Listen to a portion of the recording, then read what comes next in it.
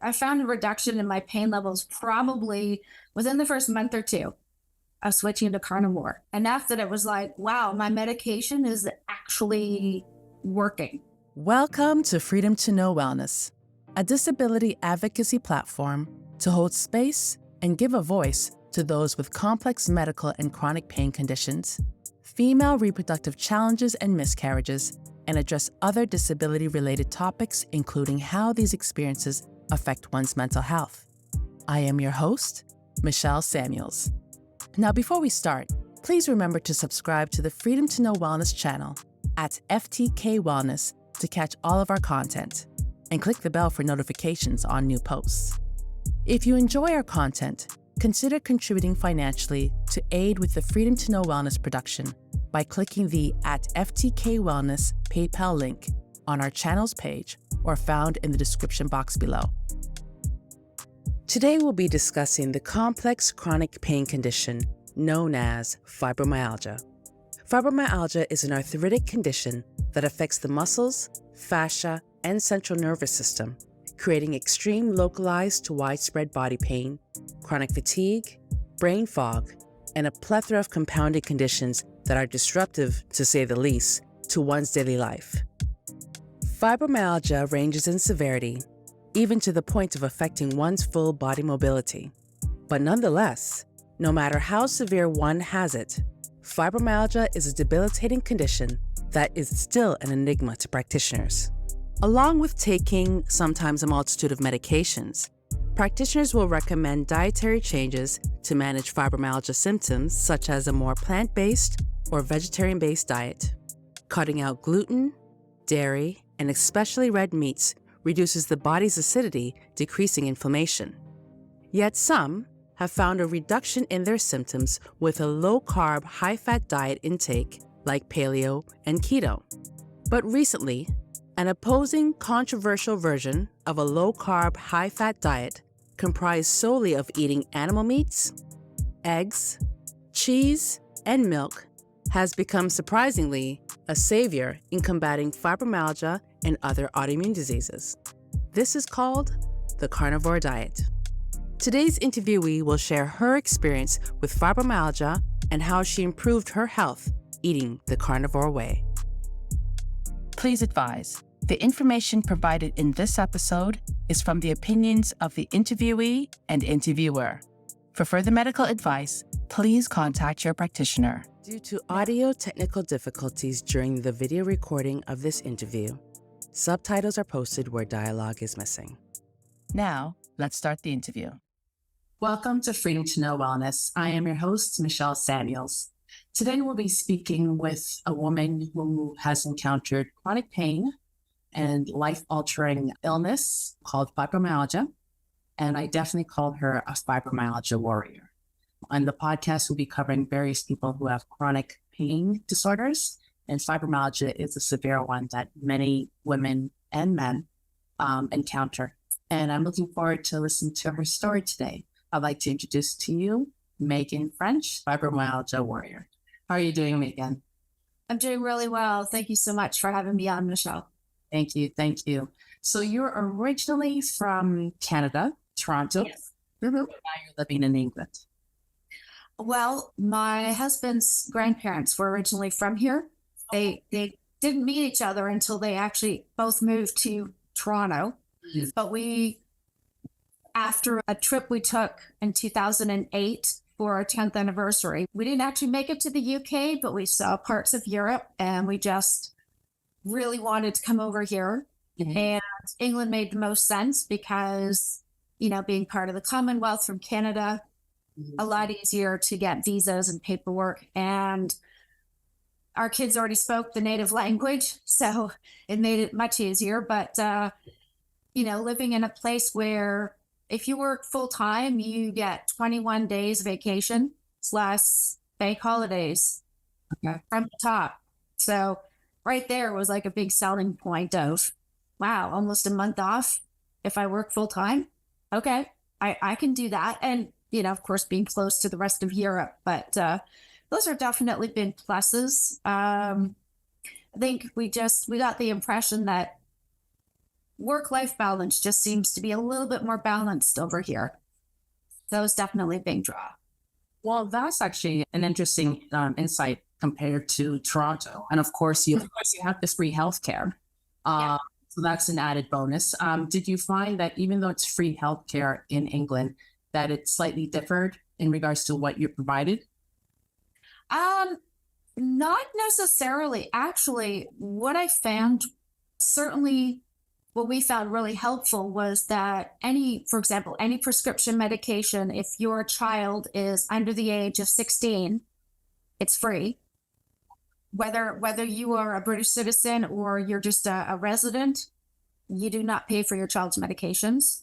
And for the medications that I was put on eventually, and that my husband still take, we don't pay because they do a program for certain medical conditions. You are exempt from paying for your prescriptions. So in some ways, it's even better. Not that we want to have to take all kinds of medication, of course, but it's kind of nice to know that it's covered from that point of view. Yeah, definitely. So is it covered for your entire life, or is it only covered up to age 65, for example? No. So if you are, I think if it's under 16, it's free. Like if you're in school full time, but you're under 19, it's still covered. But once you're 19 and or you're out of, say, college or post high school, that's when you potentially have to pay for your prescriptions. But that. Sorry to interrupt. I meant in regards to your medical condition. Are you covered, like, for example, within Canada or in Ontario? BSP will help to cover some of your medications up until age 65. After that, you're shot. Oh, yeah. No, here, as long as you have as long as the condition you have is deemed exempt, you are covered for as long as you live, as long as you still have that condition attached to you. So that's actually, that's very encouraging. Definitely. So certain things, that's really, really good news. My husband had a minor heart attack a couple of years ago, and so his prescriptions are covered for life and or until they decide he doesn't need to take them any longer, whichever comes first. But yeah, okay. So which is really good, really good. So we're discussing fibromyalgia today. Really? So when were you or how long have you had fibromyalgia, and when were you diagnosed? So I probably had it since, I'm just trying to think here. Okay, so I was diagnosed with it December, and I remember these dates. I was diagnosed with it December the 10th of 2015, but it was after I suffered a spinal disc injury, which happened March 23rd of 2014. So it was in my lower back. But within a couple of months of taking laundry out of the dryer, enough, I don't know, bending, twisted the wrong way, repetitive motion, they're not sure. The disc just bulged out right between the bottom of my spine and my tailbone area. Oh. And I couldn't straighten up. I was like this, basically. Oh my goodness. I couldn't straighten fully. And they, of course, I thought it was my sciatica flaring up because I got that really bad with both my pregnancies. I figured I'll just take some pain relief. I'll be back at work Monday. I'll be fine. Only, of course, that didn't happen. And I kept saying, I feel like this weird lump, like something's wrong. What's happening? And in the months it took me to finally get in to see our GP and finally get referred for an MRI, I started having all the burning pain in my arms and my legs and back of my legs, back of my neck. But they didn't know what it was. So I probably had it ever since the back injury, but it took them over a year, a year and a half before they finally said, okay, we think it must be this because we can't figure out what else it might be. So, yes, very long process of elimination. Yeah. So what did they consider that you had before you got the diagnosis for fibromyalgia? First, because I'd hurt my back, they wanted to rule out MS. They wanted to make sure I hadn't actually caused any nerve damage, which luckily I hadn't. Then they had me see a rheumatology department 3 times at least. In that year and a half, they kept testing to make sure it wasn't lupus, it wasn't rheumatoid arthritis. Let's make sure it's not chronic fatigue. And I remember one of the rheumatologists saying, well, look, your markers are high, but they're not high enough to be these other things. She's like, go back to your GP, because in my opinion, it sounds like fibromyalgia. Yeah. Great. What exactly is that? Like, what does that mean? I've never heard of this before.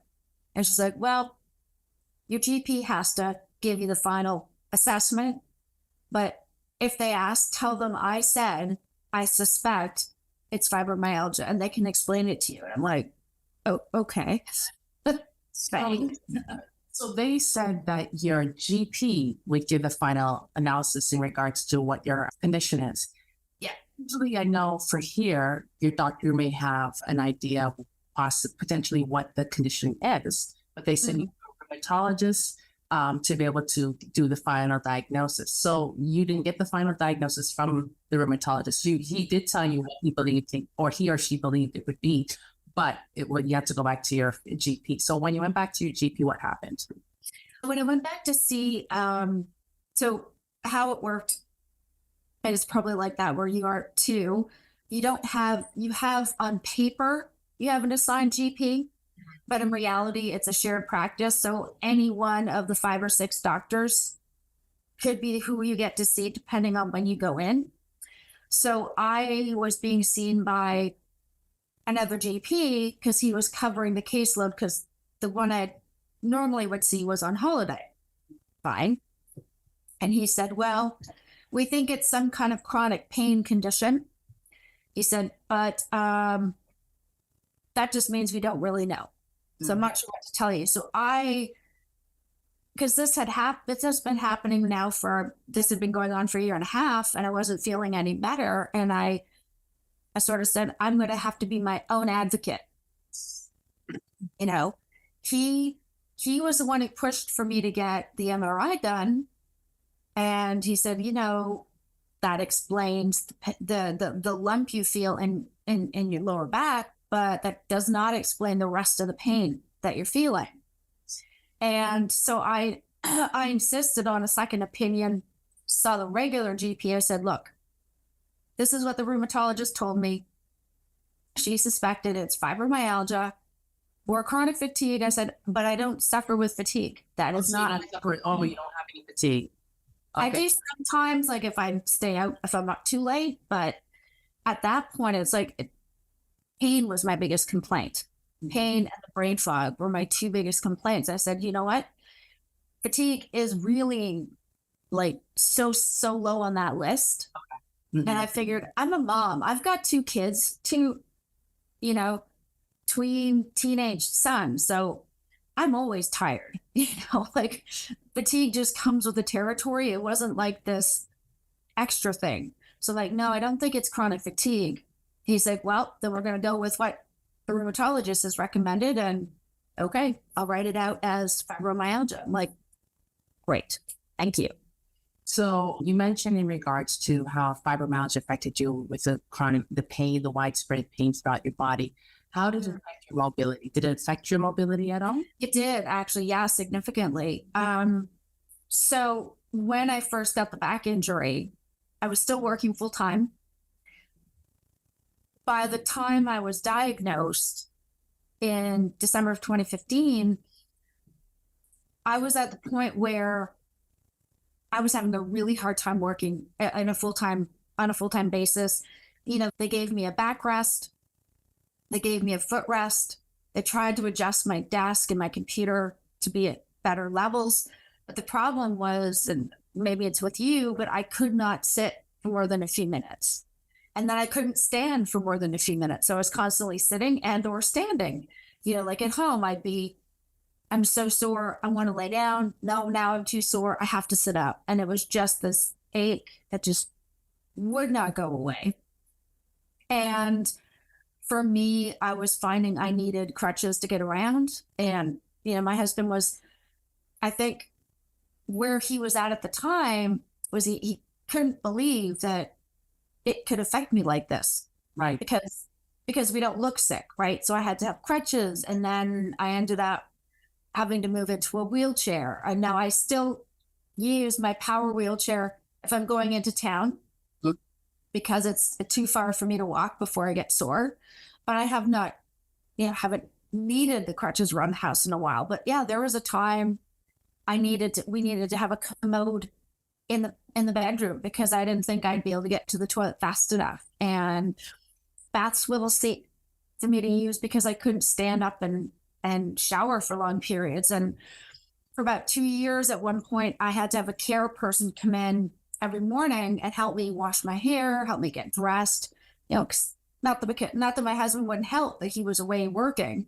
Of course, I'm not going to ask my boys. I wouldn't ask kids. If I had daughters, I probably wouldn't ask them either. But I'm not going to ask my teenage boys to help me wash my hair and everything. So, yeah, so my mobility was dramatically reduced. Absolutely. You find, you mentioned that you found bathing difficult to wash your hair, to raise your hands. Did you find it was even difficult to even bathe your skin, this in regards to like the pain? Yeah, I definitely had moments like that. Absolutely. I think probably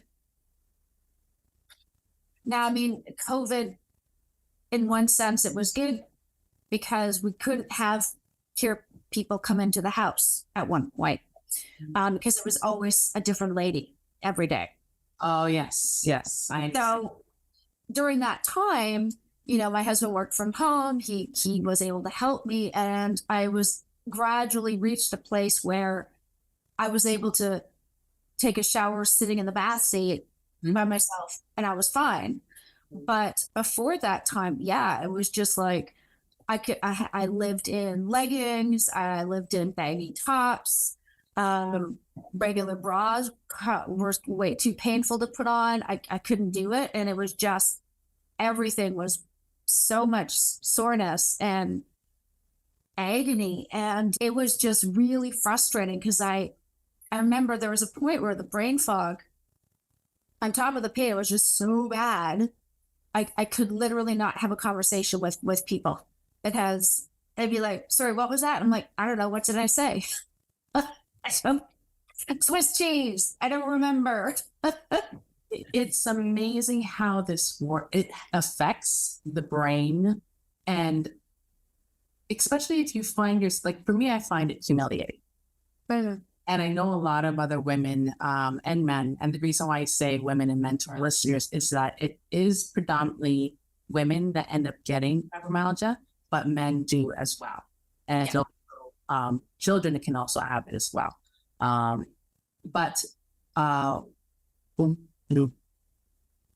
Sorry, I just had a brain fog, but I caught myself. I had to catch myself.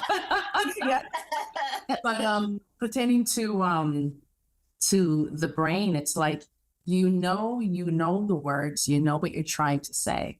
And then it's like, for me, everything gets jumbled. Everything gets mumbled in my brain and nothing makes sense. How do you find it for you in regard? How would you describe your brain fog?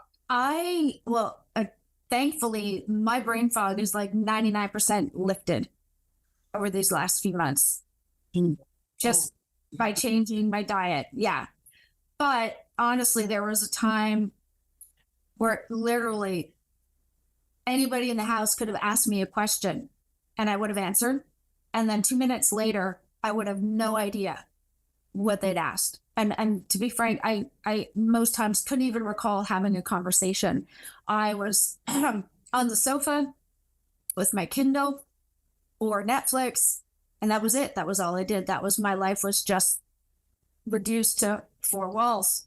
And, everything had to be within reach, so I didn't have to constantly get up and move. But that was it. And for me, that was so frustrating to just go from, I like to swing from one extreme to the other, as my husband would say. So I would go from trying to do everything all by myself all the time to, I can't do any of this. I need help, and I don't want to feel like that. I hate having to ask for help, but it was like, yeah, from one extreme to the other. And I had to stop driving. I had to surrender my license because of the medication I was on. And it was just, suddenly family trips were, well, we'll go. Okay, well, we need to I'm going to have my crutch with me. And I have a manual chair plus a motorized one.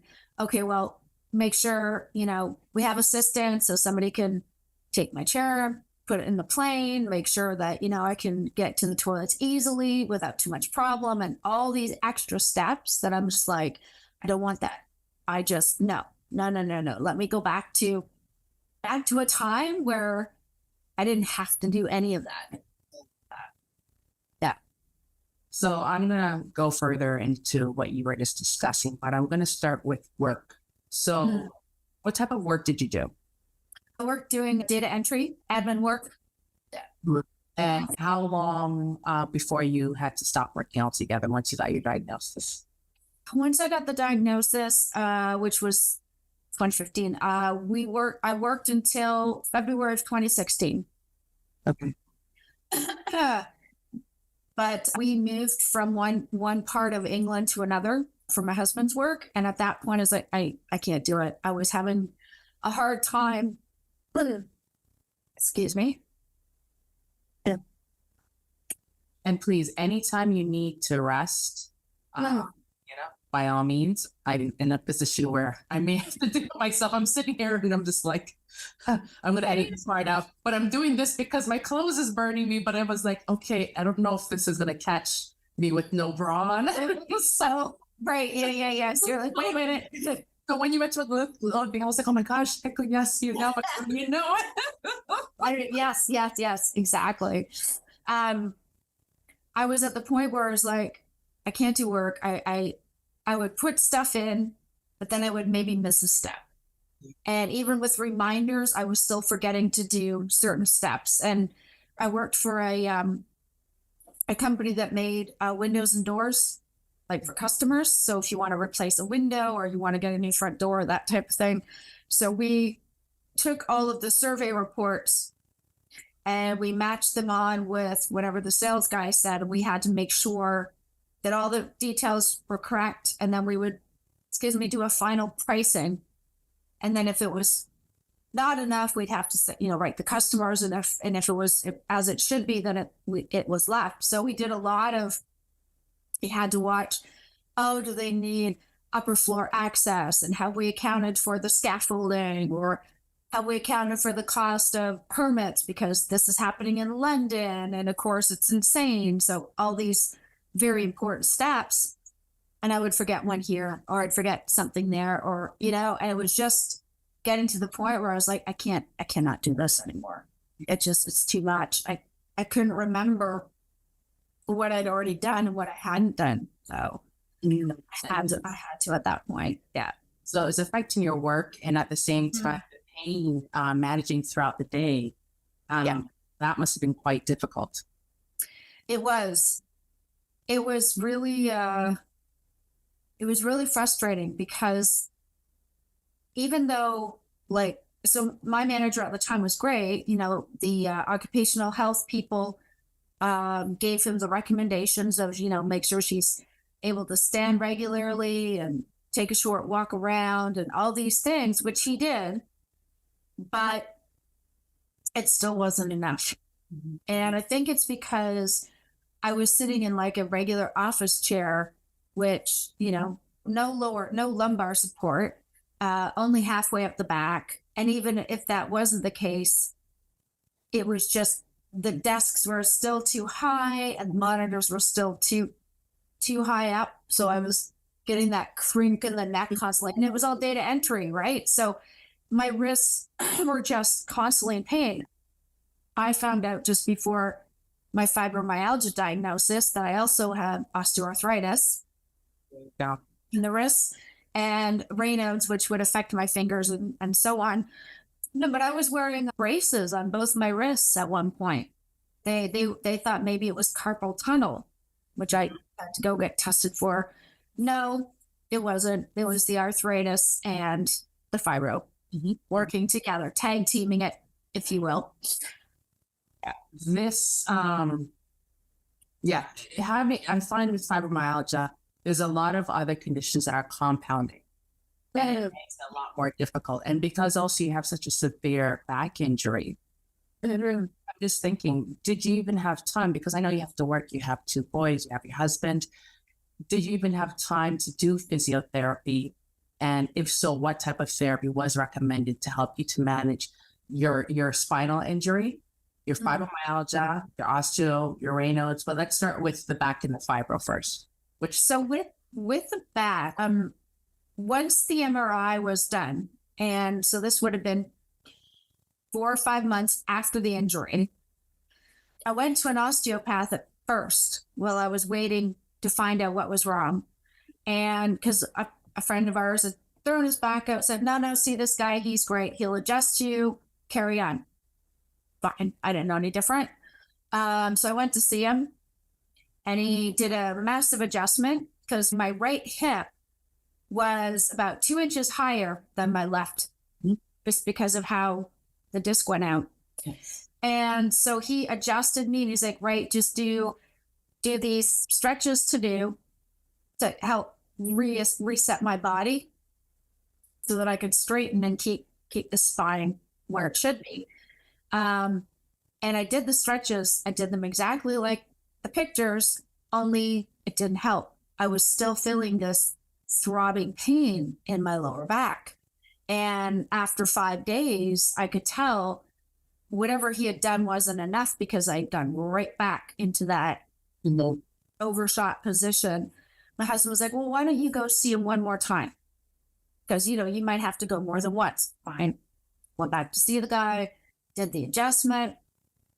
I don't know if I would say great. I felt different. I felt a little bit more like I was level again. But the problem is that the pain was terrible. And at that point, I just said to my husband, I'm like, look, it hasn't fixed anything.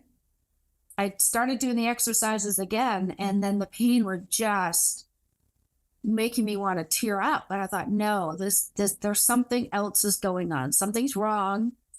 This is not right, because this has not helped. So I went to the osteopath and didn't go back after 2 sessions. I was like, that's it, I'm done. I feel like he's snapping me in half, and it hasn't fixed anything. So no. And by that point, my GP finally got me sent for an MRI. And I tried massage therapy, where she confirmed, as I knew, I had fractured my tailbone back in 2008, fell down a flight of stairs in Canada. She says, did you know that the end of your tailbone's missing? I'm like, no. She goes, oh yeah, it is. It's broken off at some point. I'm like, oh, that's probably when I fell downstairs and fractured it. Yeah. I would do it.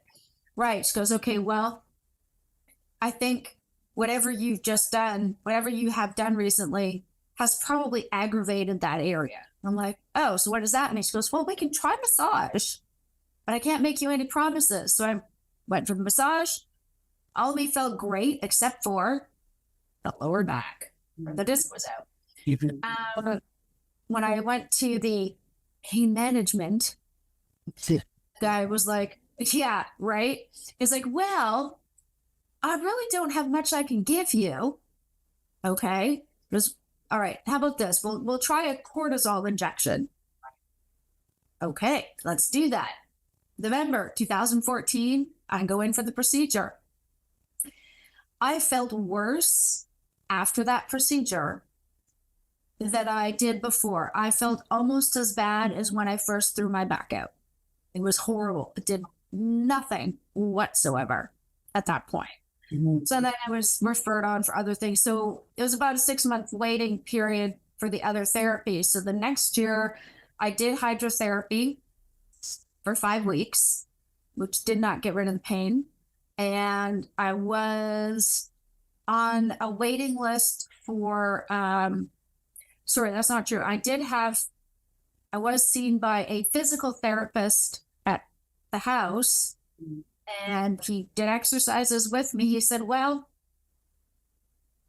normally the exercises I would do would be to strengthen your leg muscle and your core. He goes, but clearly your leg muscles are fine and your core is strong. So there isn't anything else I can actually offer you at this time, because what I've been asked to offer you is physiotherapy to strengthen this, but this isn't where the problem is. I'm like, no, it's right in my lower back. And I pointed it out to him. He goes, yeah, unfortunately, there are no exercises that I can recommend to fix that. Okay. Right. Okay. So that was about it as far as therapies that were offered and did not work. So when you say hydrotherapy, what specifically? There's different types of hydrotherapy. What type of? Oh, okay, sorry. So it's something that they did out of the hospital. And what it is, you go in once a week and you get into a warm pool, and the water's about chest high, and they have you just do sort of basically physiotherapy stretches, but in the water, take the weight off your joints, which makes sense. So it was a couple of ones where you hold this, like you hold the edge of the pool and you kind of do like a half squat down and stand up and down and stand up. And I felt great in the water. Yeah.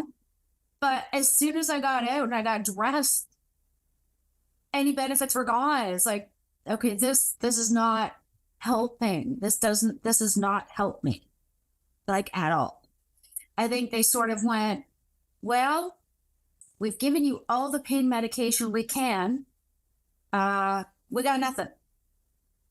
So which pain medications were they giving you? So cocodamol, which is basically equal to Tylenol 3 with codeine + gabapentin. And for me, I was at 2,100 milligrams a day. I've now brought it down to 1,200 milligrams a day, which I'm so happy about. And then I'm on sertraline for my anxiety and depression. And then I've got other medications I take for some other medical conditions as well. Because, as my mother would say, I'm falling apart at the seams. I've got a few things. I need a few pills. They wanted to move me up to morphine. However, because I have IBS with constipation, I'm like, okay, no, I don't want that, because it's bad enough with the codeine factor. Don't move me up to morphine. And I was already a zombie. So, yeah. Sorry, I understand the IBS constipation. And I've been on heavy narcotics for the pain management, and that doesn't help. When you're on the heavy morphines and the Demerol and the fentanyl, and sorry, just remembering, but yes, as soon as you it's not that you even had the awareness to say, you know what, those two are not going to work together, and that's going to cause you more problem. I'm glad that you did, because a lot of us, who have other conditions as well, and as we relate to in regards to the IBS, but I'm glad that you were aware of that. So you're on these different medications to help you to manage the pain. And so right now you're not doing any type of therapy that you find that's been beneficial, because nothing's going to take away the pain, but just to help. No. Not as far as if we're talking like physio or hydro, that type of thing. For me, what I find beneficial is being a Christian, of course, the fact of having time, walking with God, listening to worship songs, reading scriptures, even if it's just a verse a day. That helps me keep a positive mental outlook, which I think is important. We have to have something to hope for and to lean on. But for me, between God and just really having such an improved diet, for me, that has made a massive, massive difference. It has. So we're going to get into that, because that is something, we're going to get into that shortly. But I just want to cover some things, as fibromyalgia has affected a lot of people's relationships, whether it's friendships, marriage, even managing children. How did you find it impacting your relationship with your family and friends? Were they very understanding? Was it a hard transition for them to understand, etc.? It, I think in the beginning, it was harder for my kids to understand because I was the one who always was like, I have to do it all. I have to have dinner going and the laundry sorted and the grocery sorted and all this, and I'll do everything. I'll be everybody, everything to everybody all at once. Yeah. But when my back went out, it was a Sunday. They happened to be home, so I was like, I can't stand up. I can't stand up, and I was more panicked than feeling pain at that moment. Oh. So they helped me go in and sit in the living room. But I think a week later, when I was still really sore and complaining of the pain, that's when it kind of hit them. It's like, oh, we have to help clean our room. Mm-hmm. We have to help Dad with the laundry. Oh, Mom maybe can't cook tonight. Oh, well, at that point, it wasn't, how do we help Dad cook? It was, Dad, can we get something to order in? Yeah.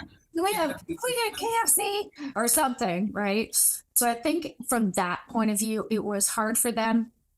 I know my youngest said to me not too long ago, he's like, it was hard for him when it initially happened, because here he went from seeing me working full time, doing the school run, dropping, picking them up later, just busy out doing life, to that's it. My life is essentially a living room with the TV on or Kindle, because it hurt to even just, hold a regular book. Mm-hmm. Yeah.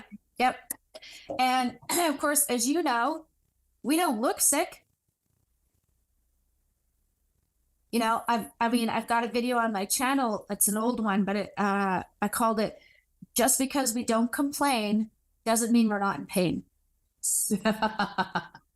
Because that was it, right? I would have, like you have, like all those of us who suffer have, is like, I'm feeling okay today. Like, I'm not feeling amazing. I'm feeling okay comparatively. Yeah, I want to get up. I'm going to shower and get dressed today. Oh, well then can you make me a meal? I was like, no, doesn't mean I want to stand at the counter and cook for you, but I'm up. Yeah, but you're up. So why can't you do this? And so trying to help them understand that over the years has probably been the hardest challenge. But it was more me that felt I was a burden. I was useless. Who am I if I can't be Mom, if I can't be, wash, cook, and bottle warmer, as it were. If I can't do all that, then what does that leave me with? Was where I was coming from at that point. So I think it was hard for them, but it was even harder for me to have to go, wait, I have a new normal now. Yes. It's a huge adjustment to, exactly, you just said the exact word, what I was going to say to you. It's a new normal, and it's understanding who you are with this condition. And so that must have been a hard transition for you. And how did you find that affected your mental health? I found it extremely difficult, because when I first asked for antidepressants in 2015, it was actually just after I got the diagnosis. But for a whole year up until then, I knew something was wrong, and I kept waiting for it. Well, is it this? Maybe it's this. Is it this? Maybe it'll go away. Maybe it'll just go away by itself, like a virus. And so for me, because I struggled with depression already, Or the fibromyalgia. Before the fibromyalgia, and extreme anxiety for years. And I also have a 30-odd year history with bulimia. So all of that, now suddenly I can't exercise. I can't get to the gym. I'm going to be stuck at home. I'm going to, put on all this weight. I'm unattractive. And all of that just made it even worse, because, as you know, of course, stress makes the fibro worse.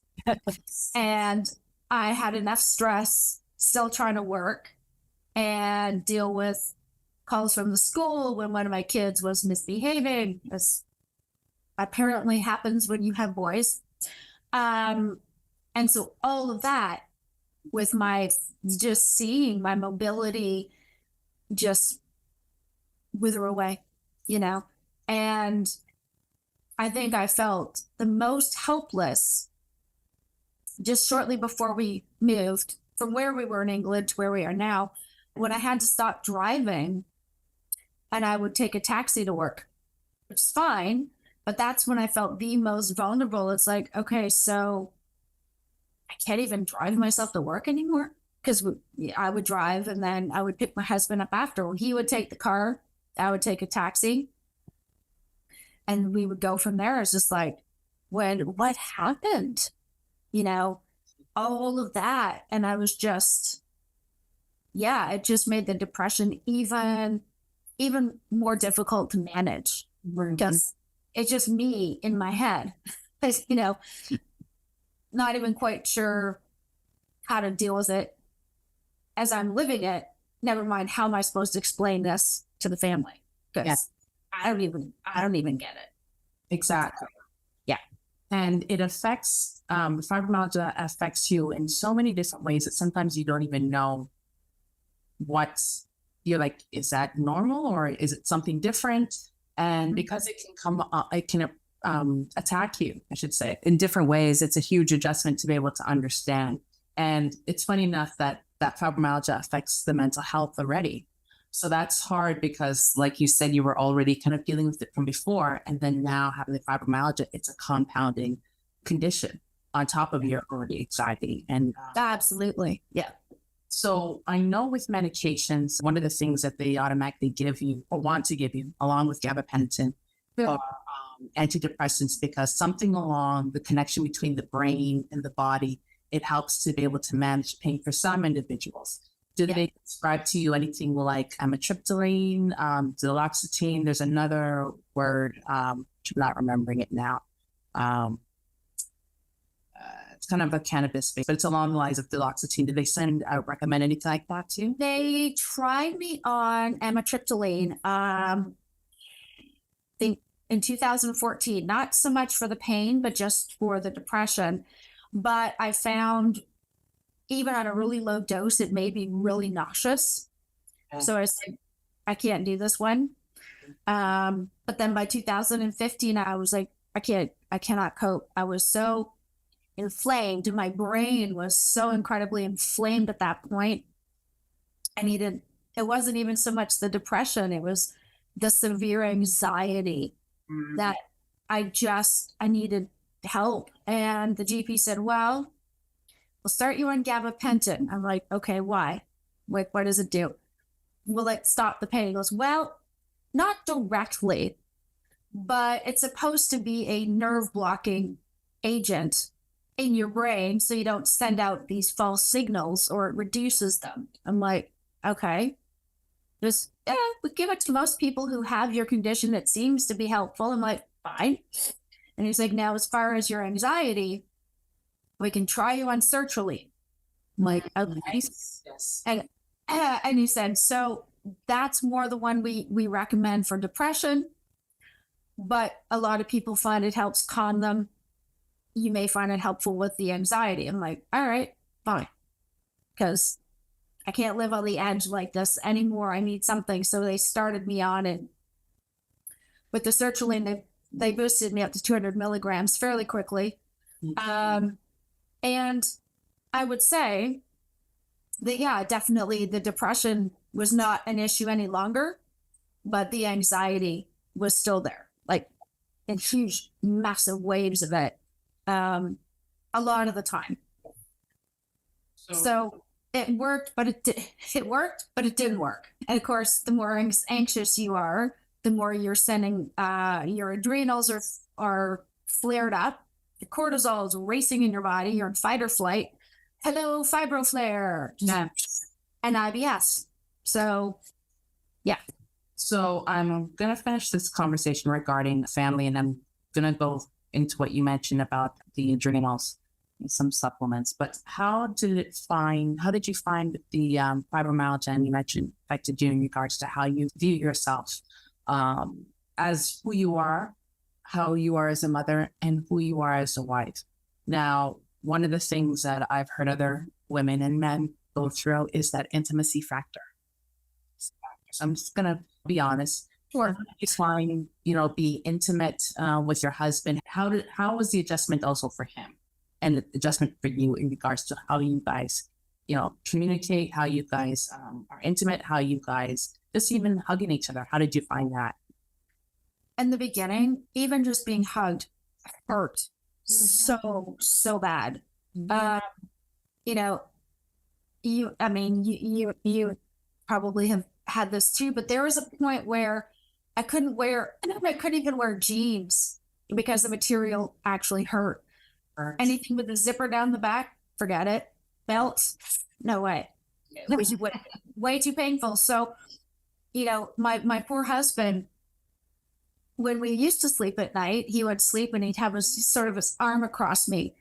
And when I was first hurt, like, he understood at first because initially it was the back injury. And I was like, oh, babe, that's where it goes. Oh, I'm so sorry. So, but even after that, when the fibro really kicked in and I felt it everywhere, I think he was understanding, but I think he must have been so frustrated because I'm right here, but I'm not right here. Because, if it was fine, if we would lay in bed, I could put my arm over him, but he couldn't do the same to me without there being pain.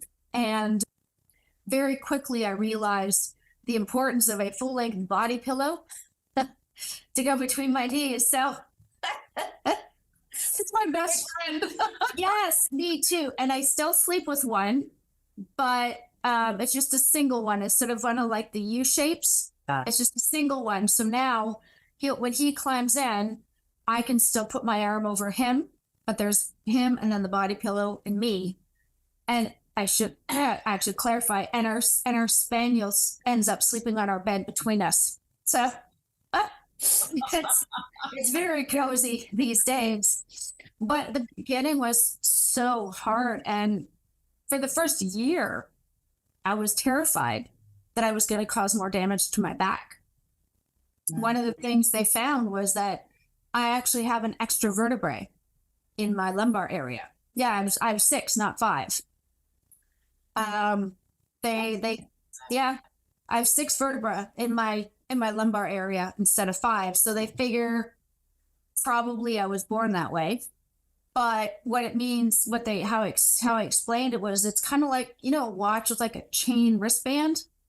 And if you have an extra chain, it gives it a little bit more flexibility and movement. Well, that, he said, they don't know, but it may have contributed to my disc going out in the first place. Yes. Because of the extra bit of movement in that area. So here I was, terrified that if we did anything, I was going to pop the disc all the way out the next time. So, for the first year, there wasn't. It was really, I think it was hard on me, but I think it was even harder on him because the intimacy was if I put my arm over him and sort of held his side for a while. But I get muscle spasms sometimes. So I'd be asleep but not realizing my arm's doing this on top of him. So he's like, babe, I love you. Let go of me. Like, all right. You're waking him up. Yeah, exactly. Yeah, pretty much. So, yeah. I mean, it's much, much better now. It's definitely no issues now, but for the first few years, it was definitely tricky, for sure. So you mentioned in regards to the adrenals, the topic. Were you seeing any naturopath, like outside of your traditional practitioners? Were you seeing any alternative practitioners, naturopath, Chinese medicine, etc.? Okay. They are really very hard to find here in the UK. Really? Because I know about a homeopathy treatments that are, or doctors out there. You can find them, but they're very expensive. And unless you have thousands of pounds to see a functional physician, which there are a few, but they're all private. There are no, that I'm aware of, there are no functional physicians who work for the NHS. So you have to have a lot of money and patience. Not that I wouldn't have considered it. It's just there was nothing. Certainly not where we were living. So, And if you're like, for example, your disability through employment, I'm assuming. yeah. Okay. Yeah. So, Sort of, yeah. So I was able to claim disability through the government. Okay. So they have something called your, I can't remember what it's called now. I've been on it for so long. They have two types of disability. One, you can work still. You can work or not work, and you'll still get income if you need assistance getting to work or having modifications done. That's a personal independence payment. The other one is something called ESA. It replaced their old disability living allowance. And that's assessed. You go in, you see some sort of medical professional. They assess your condition. They look at all the information you've provided, all the documentation. And if they decide that, yes, in fact, you cannot work, then they rate it and you get a certain amount for mobility and living expenses. So yeah, based on either your insurance like national insurance contributions and or employment insurance, depending how long you worked in your past job. okay. All right. Yeah. So More than you wanted to know, probably. but no, it actually helps me to understand the system, because as you're speaking, I'm thinking of the similarities between what we have here in Ontario with the ODSP system. The first one you mentioned is what I'm on, where you work or not because of your condition. If you can't work, that's okay. If you can, then they deduct 50% of your wages. But the reason why I asked that is that I was wondering if your past employer, if you were on their disability, then if they had any coverage to see a naturopath or massage, etc. Because I know with ODSP, there's no coverage. You pay out of pocket. Yes, same here. There's no coverage for that. Not for me as admin assistant. If I was management and I had private health insurance through the company, then yes, I could have paid for naturopath and or whatever it is they offer, but as just a regular employee, no. Not offered. Yes. Yeah, which makes it more harder because it is costly. It is. Yeah. But so in regards to adrenals, you're not on any type of supplements to be able to help. Like, what type of supplements are you on to help with managing everything actually? None. No supplements. Okay, so you focused more on diet. Yeah. Which is important, is they always say diet and supplements. So let's talk about the type of diet that you've done previously and what you're doing now. So what type of diet do you do in the beginning to be able to help manage the pain? To be honest, in the beginning, I had no idea that diet was even a link. Mm-hmm. I had no clue. So I what some would call the standard SAD diet, the standard awful diet. It was all the grains and wheat and processed this and seed oils and all that kind of stuff. Having no idea that it was bad for me. Right. And it wasn't until COVID when that changed. And that was because October of 2019, I had my annual checkup, did my bloods. They found my cholesterol was far too high. My triglycerides were double what they should have been. I was not eating anything different than what I'd always eaten at all. So I was eating lots of fruit, lots of veg. Not saying I wouldn't go out and enjoy coffee and a brownie, but that wasn't every day. So I was eating, oatmeal and bananas and all these things I thought were so healthy for me, which I found out were not. I had no idea at the time. So I couldn't explain it. I'm like, I don't know why my cholesterol's got up. We eat chicken and that's about it. And so anyways, I went to see a lipid specialist. She said, right, well, we've got you. I had been put on statins. She's like, right, your cholesterol's looking better, but your triglycerides are still way too high. So I said, well, how is that possible? She goes, well, do you eat a lot of fruit? Yep. That's the problem. All the fructose from the fruit was causing me high triglycerides. I'm like, you're kidding, right? She goes, no. Limit your fruit to 1 or 2 a day at most. I was like, but I love fruit. She goes, yeah, the fructose, you have fatty liver disease. Oh my goodness. I'm like, I'm sorry, what? I barely drink. She goes, no, there's the non-alcoholic kind. Yes. I was like, how is this possible? She goes, well, I've gone through your blood tests. And she goes, well, first of all, you have an underactive thyroid, which means your metabolism is not functioning properly. Your liver has unfortunately taken all the fruit plus any breads, grains, cereals, and carbs that you've been eating. It all becomes sugar in the liver. I'm like, right? She goes, right. Well, your liver can only hold so much sugar.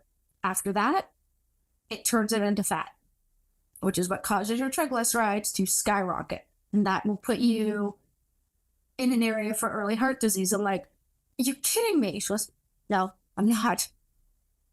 Really? I'm like, she's like, yeah. It's like, wow. And because you're on the medication, Mm-hmm. you're not able to pass properly because of the medication. And Yeah. your liver is, I mean, I understand that because I drink a lot of teas and tinctures to be able to help cleanse the liver because I realized the medications play a factor on it. So everything was just compounding. So you had a normal, healthy diet. You had fruits and vegetables and you had your meat. Were you having dairy? I would have like dairy in my coffee, Yeah. but other than that, no, because I have lactose issues, so I don't consume a whole lot of dairy. Yes, exactly. Exactly. No, I was going to ask you, I said, when you mentioned about the IBS, I said, I wonder if she has, dairy lactose issues as well. Yeah. Okay. So now you have the diagnosis of fatty liver and you said fatty liver and high triglycerides. And very high triglycerides. So like if they say the ideal is I think it's two parts per millimole of per liter. Okay. Mine was 4.83. So mine was more than double the upper limit of what they deem acceptable Yes. for your triglyceride levels. And I was like, from fruit. She was like, yeah. So, I mean, be careful, watch out for, cakes and cookies. She said, but in this case, how much fruit are you eating? I'm like, I don't know, 6 or 7 pieces of fruit a day. She goes, and that's way too much. So you weren't eating the candy or the cakes or anything like that. It was just good old fashioned fruit. Too much fruit. I mean, I was eating bread and cereal, but Yeah. And that's it. good as well. That contributes as well. But you said for me, the main culprit was all the fruit. I was like, you kidding? She's like, no. So what did she recommend you to do?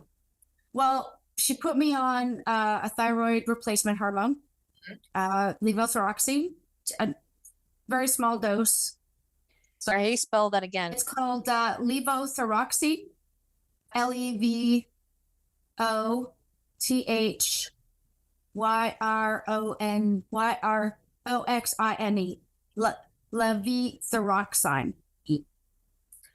I said, so now what? She said, well, cut back on fruit. Don't eat too many cakes or cookies. Anything else? She goes, no, that's about it. Because of course, they're not trained in dietetics. Right. They get virtually no training in nutrition. So all she knows is cut back on the fruit. That should help with your triglycerides, and everything else should be fine. Take your thyroid medication. Hopefully that'll fix everything. It's like, okay. Anything else? She goes, no, that's it for now. Anything else I need to go? No, just see your GP in about a month or so. Oh, okay. And that didn't happen because 3 days later we entered the first lockdown. So okay. So what happened next in regards to, so you decided to change your diet. What was that process? So initially, what I did was at that point, I just kept my fruit intake to 2 a day, 2 pieces of fruit a day. I didn't she didn't say to not eat oatmeal or bread. So I kept eating it, kept eating toast and cereal or oatmeal. Figured out I'm doing the right thing. And by the end of May of 2020, I was just over 200 pounds. Yeah. So the gabapentin already makes you swell. I've put on a lot of weight being on gabapentin myself. Yeah, I noticed that as well. And you're already dealing with the IBS. So you're not able to pass. And so you're eating healthy foods, but then you've gained all this weight with everything compounding on it. So what did you do? What did you do next? So at that point, my husband had been speaking with his sister because she was told she had Hashimoto's, which is right. And so she had this book she read and she followed that protocol to reverse her Hashimoto. She said to my husband, hey, tell Megan about it. If she's interested, it might help. He was like, hey, babe, we both put on a little weight over lockdown. Let's do it together. I'm like, all right, fine. So I got the book for my Kindle. He's like, tell you what, you read it and I'll do whatever you tell me we need to do. That's what we'll do. All right, fine. And what was the book called? I don't know. I can't remember, actually, to be honest, because for me, as I came to finally acknowledge, it was a paleo protocol for reversing Hashimoto. So nuts and some seeds and dark leafy greens and juices and smoothies. Absolutely worst thing ever to eat with IBS. Yeah. High fiber foods, horrible. But I didn't stop to think about it at the time. So I read through it. I'm like, right. So we have to get rid of dairy and soy and gluten and sugar. Yeah. He was like, all right.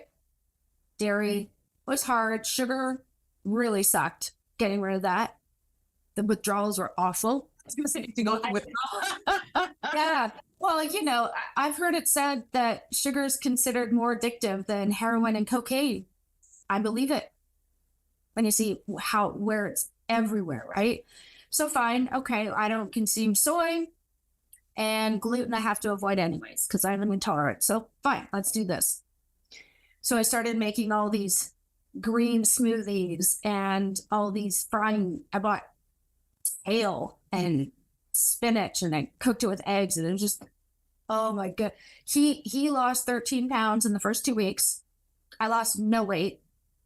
I felt like I gained at least 5 pounds. I was just so bloated and so inflamed. I was just like, this is not fair. I'm not cheating, nothing. And it's just, horrifying. So you were avoiding dairy, you were avoiding gluten, which you already needed to avoid. Dairy, usually they say, for anything that's inflammatory, dairy, gluten, and sugar. Yeah. Those are the main three that they always talk about to get rid of. So what's the fourth one again? You mentioned that. Soy. Soy, yeah. Soy is I don't do soy anyways, but what I came to realize is that I'm somebody who does not tolerate plants. I do not do well with vegetables. I love vegetables. I've always loved vegetables, but they've always given me gas. They've always made me bloated. They've always made me constipated. And I had to finally go, you know what? I can't have this. I cannot do seeds or nuts because they back me up. They give me horrible cramping. Okay. I'll have to keep, which is unfortunate because I do enjoy them, but I can't digest them. And the same with cereals and grains. I'm like, I can't eat these things. I like them. They do not like me back. So mid-June, I'm like, there's got to be something. Yeah. I have to lose some of this weight because I feel horrible. Pain is worse than ever. I'm inflamed. I'm bloated. I'm miserable. There's got to be something. And I just remember a thought popping into my head, look into keto. Because my sister-in-law, who has like psoriasis, psoriatic arthritis. Yes. And she and my brother went keto a few years beforehand to try to help relieve some of the symptoms. Mm. I'm like, I've heard something about meat, mostly meat. Okay, let me look into this. So I went on to the interwebs and started to learn about what is keto? What is this about? What is this ketogenic diet? And so I started there, but within a couple of weeks, that's when I realized, okay, I really can't have any sort of plant because I just don't do well with it personally. So that's how I went from keto to carnivore, was just, I just can't eat the plants. So there are people who can have them and do fine with them, like, spinach and broccoli. No, it's just, I can't do it. It is a recipe for pain and disaster. And it affects everyone else in the house. If I accidentally eat, spinach or broccoli. It's like, all right, fine. So what's this carnivore thing? And that's when I realized so much of my symptoms started to really heal, was when I kept it to just animal meats and eggs. That's it. Some people have chicken. I find it's not filling enough. Some people do include fish. I hate fish. Just don't like it. So for me, it's just meat. I feel like you'd have beef, lamb. Beef, lamb, sometimes sausages, bacon, definitely, eggs, and any sort of combination of the above. So for me, it was like, oh, wow, this is great. And I realized when I did that type of elimination diet, my IBS symptoms started to settle. Wow. I've had fairly regular bowel movements ever since. Whereas before that, I used to go weeks without a bowel movement. In spite of taking Senna tablets or whatever else they put me on, it never helped. So that was one thing. But the first thing I noticed, because at first I'm like, well, I'm still sore. I still need all my medication. I must have done it wrong. And then I stopped and went, wait a minute. Actually, I've got my brain back. Yeah. Like the fog is lifting. That was a victory in itself. That was a massive victory. And I was like, oh my goodness, I have a brain again. And then, and so from there, it was just up until super recently, and I still taking some medication. Like I said, I still need to be in my power chair if I'm going out any distance or go in the car. But for me, it's kind of like I've got my brain back. It's like, oh yeah, I remember I was smart once. And just having the ability to sit and read an entire book. Maybe not all in one sitting, but like to actually start a book and finish it. To start a documentary series or something on Netflix and actually watch it till it was over, as opposed to 10 minutes in, I'm bored, I can't do this, I've lost interest, I'm tired, that type of thing. Sitting outside in the backyard in the summertime, getting lots of sunshine. But I think for me, the diet was key. So I kind of, how I explained it to somebody was, I absolutely believe God used the Holy Spirit to guide me towards the right diet so that I can find my way back to a closer relationship with Him. Because during the worst of my fibro, it wasn't possible. It just wasn't. Other than a thank you, God, and I love you, that was the extent of it. Because I could not keep anything else in my head. It just floated away. So for me, that was sort of the journey I kind of went on as far as getting to, diet-wise, getting to where so I lost 80 pounds. Within 80 pounds in 5 months. Yeah. A lot of water weight. A lot of inflammation reduced. A lot of it now almost gone. So still there. A little bit, but I would say 85 to 90% better than what it once was. So I'll take it. So you started the carnivore diet, and in 5 months you lost weight. Yeah. And how long did you find there was a shift in regards to your pain and your constipation? I don't. Did you find it? I think for the constipation, I probably noticed that changing within 3 months of being carnivore. It was there a little bit, but it wasn't every day all the time. For it to almost fully be gone probably took the first year, just getting all the other crap out of my body. So you have to pass everything. So once everything passed, toxins from the body, it took about a year before you noticed that you had consistent bowel movement, etc. Yes. Yeah. Okay. And I found a reduction. I found a reduction in my pain levels probably within the first month or two of switching to carnivore. Enough that it was like, wow, my medication is actually working. Oh, wow. You know, as opposed to, this hurts and I can't take anything else. And this is horrible. And this is awful. And yeah, my husband's like, so you're all better. I'm like, no, I'm not saying I'm all better, but I'm much improved. He's like, well, that's great.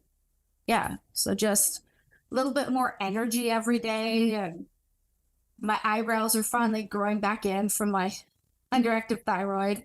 That's one of the joys. You lose the outer edges of your eyebrows. My eyelashes would always be falling out. So that's all starting to come back as well. Good. And so how long have you been on the carnivore diet now? 2.5 years. Yes. And you said you've lost 85 or 80 pounds? 80 pounds. 80 pounds. So you went from being 200 and something, you said, what was it, 200 and? I think it was somewhere between 200 and 210. Once I saw it hit 200, I stopped checking because it was too depressing. Now I'm down to about 120, 124. Wow. So, wow. I mean, you look amazing. So when you said how much you weighed, and I remember Just seeing some of the images that you sent me, but it's amazing. And I mean, your skin looks beautiful. oh, thank you. Wow. So, oh wow. So I'm just amazed. But you've noticed, where you've had to lessen your medication. By the way, you've never been on any type of medical marijuana to be able to help, or psilocybin to be able to help with. They do not offer that over here, unfortunately. So not even CBD oils or anything like that. I didn't even bother because at that point I thought if it ever gets to be that bad, we'll go visit Amsterdam. I'll get a hash brownie or something, but they don't offer that over here, unfortunately. There was a boy in the news a few years ago. His mom took him to Canada and got a medication for severe seizures. And he's the first case where they've allowed for him to have this medication. And so it had some THC, but just minimal amounts. But not that I'm not aware of anyone else being allowed to do that here at this point. So I know the medication that you're talking about. It's very high CBD. I can't remember if it has CBN into it, but it's very high CBD, which is very effective for children that deal with seizures. But yes, it's available here, but it's not always in other countries. So you mentioned the carnivore diet. It's made a huge change. And you mentioned something interesting, that it also changed in regards to relationship with God as well. So you mentioned the cognitive function, but it gave you time to really meditate. You share what your experience has been. yeah, absolutely. I mean, when I first hurt my back, and after a few days, and I realized this is not going away. My first worry was, oh geez, if I can't go to the gym, I'm going to get fat. And of course, that was coming from somebody who spent a lifetime being bulimic or restrictive eating. And so all of that tied up in my head, that was my first concern at that point. But as the fog set in and things got worse, there were times where I sort of just went, well, I guess I'm supposed to be going through this for some reason. I don't know why, but for some reason. Well, obviously, to this point. But even, we would have moments where we would try to, spend a Sunday, we would have like a short Bible verse with the kids and maybe a minute of prayer. And because we had been in the church previously. And then, of course, we left it, did other things. Then we moved here and we didn't feel like we could reconnect. And then COVID and all this other stuff. And we reconnected with some people we got to know through a church in Ottawa because everything was online. And my husband and I were both like, you know what? It's time to recommit. And we both kind of went, yeah, I wanted to recommit to God because I knew that just kind of a, thank you, God, you're amazing. I mean, yes, he knows our hearts, but I wasn't surrendered. I wasn't trusting in him. I was trying to do everything all by myself and solve every problem based on what I understood. Right. Instead of trying to find out, God, what do you have planned? Do you have a better idea? What should I do here? None of that was happening. But I also knew I wasn't in the right headspace mentally at that time. Because, well, you know, when the fibro is bad, that's all you can focus on. Nothing else. You can't do, even if you want to, you cannot do anything else. And as much as I wanted to be in my Bible and praying and walking with God, I couldn't. I could barely get off the sofa. So once I started to heal physically and I stopped and went, wait a minute, I'm noticing that I'm getting better, which tells me the brain fog is lifted. Okay. Now's a time where I can start going, you know, actually thinking about what I'm thankful for, actually putting time into a meaningful relationship with God back one-on-one.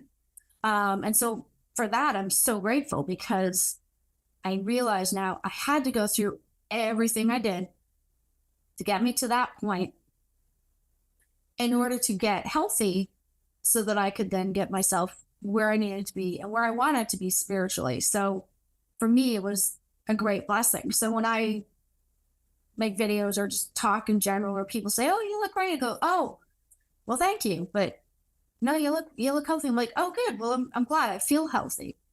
And, you know, to be able to just say, yeah, you know what? He's the healer. God is the healer. And yes, you need prayer, but you also have to put in the other parts of the table leg, if the other parts of the stool, if you will, the other legs have to go in there as well. So that's what's helped me. And I don't know, I feel probably more faithful and hopeful than I did even when I first became a Christian like 30 years ago. Mm-hmm. So, you know, it's amazing. My husband and I have been able to draw so much closer to each other because we've been able to draw closer to God. Yes. But I know if I wasn't looking after me and my health and the fog and getting rid of it, he might have. I probably wouldn't have. When? Because I wasn't in the space in my head to do it. But yeah, no, it's been fantastic. I mean, not like life doesn't have its own challenges, of course, but it's been really, really good. It's been amazing. Just this whole last 2.5, 3 years has been great. So I find that any of us that struggles with any type of condition, chronic pain or severe illness, we find some type of higher power to be able to keep us grounded. Sometimes, you know, it's because it's such a shift in how you live and who you are. Yeah. And trying to understand that you have to, it's like you try to seek within yourself, but it's kind of hard to seek within yourself because you don't even know who you are anymore in that sense. But going to that higher power, just knowing that, okay, something's going to direct me and I can get through it. So even those times on the couch, you were like, you know, just thank you, God, for the day. You know, thank you, God, that I can actually sit here. Thank you, God, I was able to go to the shower and get out for the day. It's the little things. Yeah. You know, being able to, oh my gosh, I can manage to walk without my cane, or, you know, whatever little stuff. It's the little things that make you so grateful that now that you're taking on this carnivore journey and the healing that you receive from that, it's like your steps are ordered to be able to get this information, figure things out, and make that shift in your body and in your own mental wellness. So it's very inspiring to be able to hear in regards to how you've managed and how it's encouraged your faith. Now, in addition to your faith, what other resources have you found that were helpful for you? Any online websites or YouTube, etc., individuals that you follow that have been helpful? Yeah. So for me, definitely, I found some great resources on YouTube, and there are different ones that I've looked at different times, but probably the first one I really watched, the first person I watched learning about the carnivore diet was Dr. Ken Berry. Okay. And he's great, very practical, step by step. Here's some simple reasons why you can do this. What is it? How do you do it? No muss, no fuss. My favorite YouTuber right now is the woman named Rebecca Heischman. She goes by Tailored Keto Health. Yeah. And she's a Christian as well. And she talks about how she was so dead set on, she knew what she was doing to get herself better. She had a recurring C. difficile infection that made her lose weight because she couldn't absorb any nutrition. So she actually got down to 69 pounds. She was wasted away. But what she discovered was, because I thought I knew, I'm doing keto and I'm doing this and I know what I'm doing and that's it. And she's, she will say in her videos, until I surrender to God and let God go, actually, maybe you need to try this instead. She goes, when I did that, and I was open to the idea that maybe there are some other options out there for me. She goes, that's when I started to put weight on. That's when I started to get healthy. And so for her, I respect the videos she puts out. She's about finding a way that eats, that's going to nourish you, that is sustainable for long term, as opposed to short-term fad or whatever. But I also really like watching, there's a guy out of New Zealand, Professor Bart Kay, and he is a brilliant scientist, super intelligent.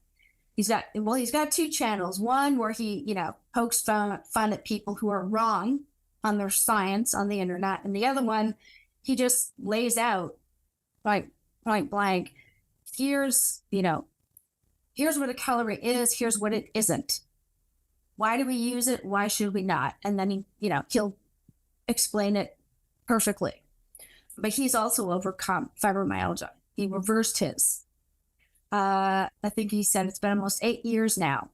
And yeah. He said he's totally reversed it. He was bedridden for a while. He also changed his diet to one that's carnivore or animal based. And his partner, Pim Jansen, who's really cool, she's a Swedish lady, she talks about how to overcome things like sugar and carb addiction, like changing your mindset, because you don't realize the power of the mind.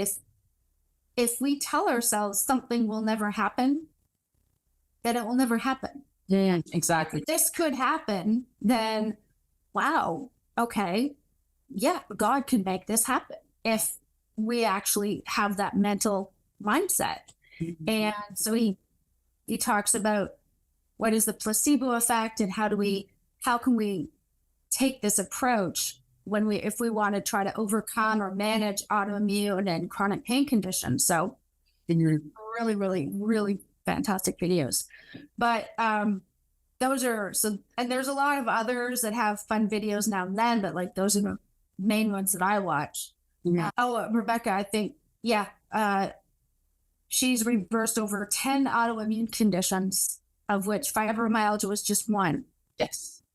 And she was on gabapentin and she had crutches and all of that. So it's like, okay, maybe mine can improve. Maybe mine can get better. Maybe it won't ever fully resolve, but maybe it'll resolve significantly.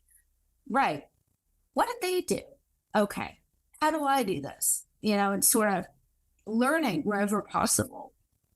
So yeah, so those are kind of who I like to follow on YouTube or the interwebs. So they've been very informative in regards to your carnivore journey and how to approach this way of eating. So when you're eating carnivore, are you eating the general 3 times a day, or how do you find it? No, for me, what I do is I eat when I'm hungry, to the point of feeling satisfied and full, and then I stop.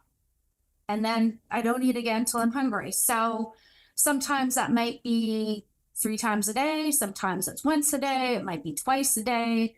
Generally speaking, it's typically twice a day. Maybe, I don't know. Some people might say, oh, that's a lot of meat. I don't know. I have a plate full of, for me, it's ground beef with egg yolks, bacon, and salt to taste, you know. But yeah, so for me, that was the biggest thing I had to unlearn is don't eat just because the clock says a certain time, Right, exactly. right? Like if you're not hungry, then don't eat. If you are hungry, eat till you feel satisfied. I'm like, oh, genius. Like, it only took me 50 years to figure that one out, but you know, hey. So yeah, so it depends on the day. When it's summertime and I get outside, and my husband bought me a really nice sun lounger last year, so I'll sit out in that. I might eat twice a day, maybe. I'll usually be out there first thing in the morning with a drink, and I stay hydrated, but at that point I'm enjoying it outdoors so much. I can't be asked to get up and come inside and make something to eat. It's like, nah, not that hungry. No, I'm fine. Nah, fine. I'll eat later. So then I might eat once a day. Okay. And you said that your husband has joined you on this carnivore diet journey. He has sort of. What I mean is he has tried a few times. So he has his own health conditions to deal with, and he's also a type 2 diabetic. So the challenge for him is if he changes his diet too drastically, Oh, right. he's still taking the metformin, then he's going to be hypoglycemic. And of course, we don't want that to happen. So for now, our, what do they call it? Junior doctors. I don't know if that would be equal to a GP or family physician in Ontario, but the junior doctors are on strike this week. So that means most people are unable to see a GP for whatever reason. So you might get a nurse practitioner or possibly a nurse, depending on how minor your situation is. But if you are needing to talk to someone, say, hey, by the way, I want to reduce my metformin, or I want to, change my blood pressure medication. I'm going to be changing my diet. You got to see whoever your doctor is. So it's been a little bit tricky for him trying to get an appointment to see a doctor, but he's overall, he's pretty good. Actually, he's more keto. So Right. Okay. it just means as long as he keeps his total carbs to 20 grams or less per day. So he's low carb. He's generally very low carb. And then the rest of the day, he just eats meats, maybe a little cheese, eggs. I'm making bacon and eggs for breakfast. And then dinner is whatever I cook. We go to the butcher's every month. We got all kinds of, we got a freezer full of like brisket and steaks and more steaks and ham and pork loin. And I don't eat all of it because I don't like all of it, but he and our older son will, I cook it, they eat it. So the dinner's covered, and he's pretty good with breakfast and lunch for the most part. Are you able to get predominantly organic meat, or you just get whatever you get? Well, so for us, at least, when we go to the butcher, it's just 40 minutes drive north of us where we go. And they get all their meat from the farm next door or from the farms close by. So all of it's actually pretty organic. The only thing I cannot get from them, because I eat ground beef that's 20% fat. Because I do better with higher fat than so much protein. They cannot make it fattier than 10% or like lean beef. So I get my beef from the grocery store. We get everything else from the butchers. Okay. But it's still pretty good. They have something called Red Tractor. So for, say, Sainsbury's here, which is a big grocery store, any of the meats or poultry or whatever they get in, if it says Red Tractor, it means that they have been government inspected for animal welfare, for ensuring that for the beef is grazed, so grass raised, I believe grass finished as well. So it's pretty healthy actually. Oh, guys. And your son who lives at home with you, he's adjusted to that. Is he still eating other foods as well as meat, or? He does sometimes. What I do is it's so funny. He will have cereal for breakfast most mornings. Fine, it's his choice, you know. And he is autistic. Now he's high functioning, but that means if he wants bacon and eggs, that means I have to pretty much make it because he's not quite there yet to do it himself. But what I'll do for lunch is if they have like cocktail sausages or cocktails. Oh, cocktail sausages. Sorry. Yeah, cocktail sausages. I'll get him like oh, like really? that's a new one. Yeah, I know they put cocktail, but not cocktail sausage. Yeah. They have, most grocery stores will have like pre-cooked, say, chicken wings or drumsticks. You can eat them hot or cold, and he just throws them in the microwave. So it's protein and there's no extra carbs. But every now and again, he's like, I'll go out. He gets his own disability money. So he'll sometimes say, I want to go out. I'm going to go to Subway. All right. You know, he'll have his own thing for lunch. But yeah, mostly he'll just heat whatever's in the fridge, leftover wings or something like that. Yeah. And then, but he's good. Whatever I make, he'll eat. So I make sausages, great. He'll eat. He'll have sausages, steak, no problem, Mom. I'll have that too. So he's not very fussy, which is really, really good. That's good. That is good. So at least you guys have all adjusted, but still focus more on the carnivore way of being. So at least you have that support where it's not like one is completely vegetarian, the other one is a completely carnivore, which can be conflicting. At least there's a more consistency in the house. Oh yeah, no, definitely makes it a lot easier for sure. So I don't have to worry about cooking my food and then planning 2 separate meals for each of them. So it's kind of nice that way. I know for me, when I got diagnosed with fibromyalgia, I was told to have more of a vegetarian diet, of course, cut out the sugars or have you. I didn't really eat much of that stuff anyways, but just to make sure go vegetarian and then have chicken and fish maybe once or twice a week. And I found, and you're maybe the second or third person that I met that have chosen to do the carnivore diet and that's made a difference in their chronic pain condition. Mm-hmm. So it's interesting, like everyone, from what you've learned, is that it seems like everyone's body is different and everyone requires different things. But the high fat content, just thinking about what you're saying in regards to the fog, the brain is made up of fat. Mm-hmm. And it needs that fat. That's why we have things like the avocados, any type of healthy fats to be able to build up the brain, etc., the nuts, seeds. But when your digestive system can't take it, whether it's leaky gut syndrome, IBS, all of that, you have to find what works for you. Mm-hmm. Like when you mentioned about the Rebecca lady and how she wasn't able to absorb. And a lot of us with IBS or leaky gut syndrome, we can't absorb properly. The medications make it worse. And so to see the change, I believe I was looking online, and was she the one with the curly hair? Yes. Yeah. Taylor, Keto Health. Yeah, that's her. It's beautiful. Oh, yeah. Yeah. So that's what worked for her. And she doesn't look anemic. She looks well balanced in regards to her health and figure. So yeah, it's interesting to see how different things work and how it helps the body balance. So this is something to consider, and even for myself to consider. I'm still trying to go back and forth, but for me, for the most part, I do like vegetables and meat. I can do them both together, but I have my issues with the IBS and leaky gut. So you're making me think, part of that. But Meghan, I thank you so much for taking this time to be able to share your story. It's really been inspiring and helpful, even for myself, and I believe for my listeners as well. So you also have a YouTube channel. Do you mind telling us what the handle is?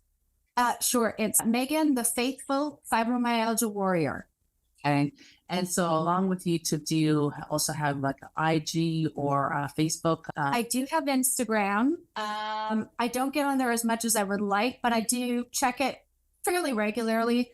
I'm on Facebook, but I don't go on them very often. So, And it's the same handle for your social media. yes, that's right. Perfect. Well, I just want to say thank you again. And this has been a great time. So to our listeners, as I usually always say, reading information is one thing, but listening from a lived experience is another and paramount. And that's what we do here at Freedom to Know Wellness. Thank you for listening to this episode. To have your voice heard on Freedom to Know Wellness, email us at info@freedomtoknowwellness.ca. For content on fibromyalgia and more, subscribe to the Freedom to Know Wellness blog at freedomtoknowwellness@substack.com. And for more podcasts, follow our FTK Wellness YouTube channel and find Freedom to Know Wellness on all major podcast platforms. And don't forget us on social media at FTK Wellness.